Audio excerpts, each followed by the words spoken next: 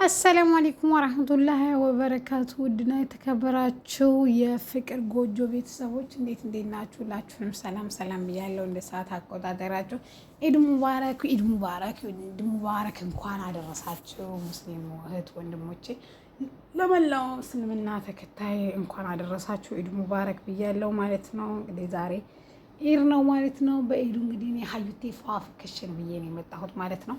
መዳምዬ ፎ አርጋኛለች፣ በብልጭልጭ አርጋኛለች። ወርቅ ሳይሆን አይቀርም በነገራችን ላይ ይሄን ነገር ጠርጥር ስላላችሁ ማለት ነው።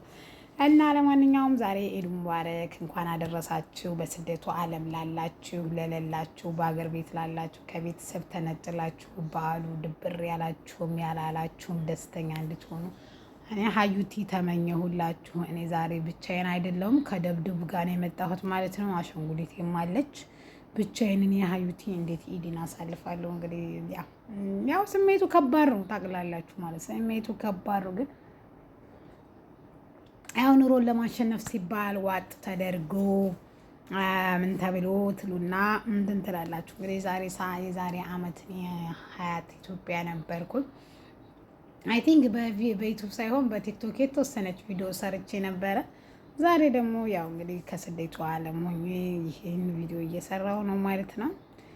ማንኛውም ሁላችሁንም ኢድ ሙባረክ ብያለሁ። እንኳን አደረሳችሁ። በስደት ዓለም ላይ ላላችሁ እህቶች ወንድሞች፣ ስደት ከባድ በዓል ሲመጣ ደግሞ በጣም ይከፋል። ከወንድም ከእህት ጋር ከቤተሰብ ጋር ከሀገር ጋር ጨዋታው ደስታው ኢቨን ሌላውና ቤተሰቡን እንኳ ተትታችሁት ሄዱ በጀማ ሰግዶ መምጣቱ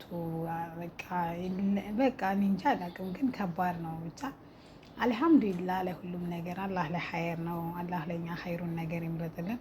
እሱ ለኛ ያለው መልካምን ነገር ያደርግልን። እኛ ምን እናውቃለን? እኛ የሰው ልጆች ስንባል ነጋችን አናቅም ማለት ነው። ስለዚህ አላህ ኸይሩን ነገር ያምጣልን ማለት ነው። ዛሬ በይና እስቲ እንዴት ነኝ? እስቲ አቤት እኔ እኮ ጉራ የማይቻል ማለት ነው። እና እንደዚህ በይና ተቀባብቼ መጥቼላችኋለሁ ማለት ነው።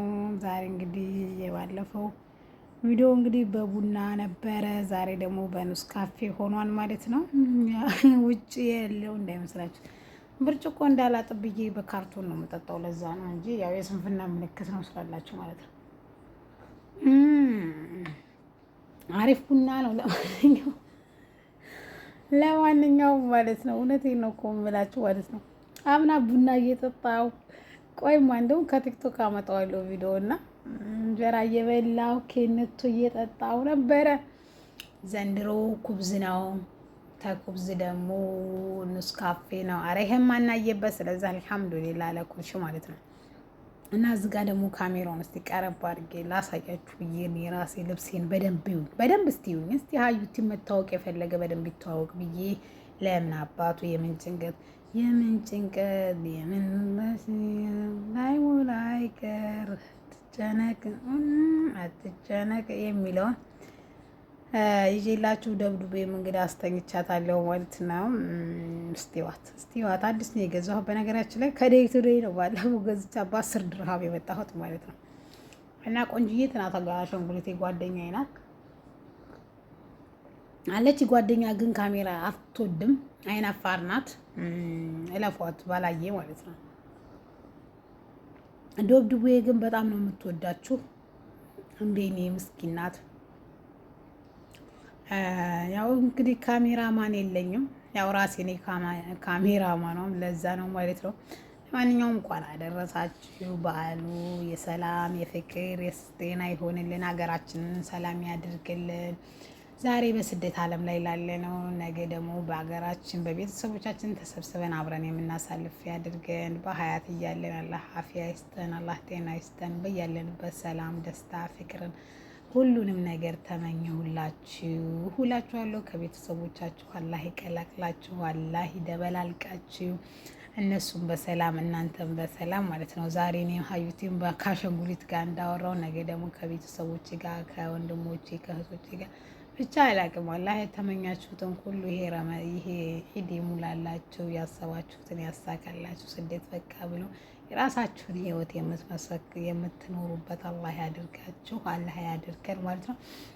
የስደት ክፉ አመሉ ማመላለሱ ብየዋለሁ። የስደት ክፉ አመሉ ማመላለሱ ነውና ይህን ያህል አመት ያመላልሰኛል ማለት ነው። ስለዚህ እናንተም ተመሳሳይ ህይወት ነው። በነገራችን ላይ ብዙዎቻችን ያው በለኖር ሲባል ግድ ነው ማለት ነው። እኔም ዛሬ እዚህ ላይ ደርሻለሁ። የነገን አላህ አለም ማለት ነው። አላህ ለእኔ ኸይሩን ነገር ይምረጥልኝ እና እስቲ ባለው ነገር ደስተኛ ሊሆን ብዬ እንጂ የሆዴ ማናየ የጥርሴን እንጂ ጥርሴን ማን ይስቃን ከቶስ መቻረፈ ልቤ እንጂ እጅጉን ያኮረፈ የሚለውን ግጥም አስታወሳችሁ ማለት ነው። ለማንኛውም እኔ ለራሴ አላላዝንባችሁ ኢድ ሙባረክ ሙባረክ ሙባረክ ብያለሁ። ከአሻንጉሊቴ ጋር እንኳን አደረሳችሁ እንኳንም አደረሳችሁ ማለት ነው። ሁላችሁንም ኢድ ሙባረክ ብያለሁ። ለመላው እስልምና እምነት ተከታይ በሙሉ ማለት ነው። ከሀገርም ያላችሁ ከሀገር ውጭም ያላችሁ ማለት ነው። ለመላው ዓለም ቻው ቻው ቻው ቻው። ሰላም አለይኩም። በድጋሚ ኢድ ሙባረክ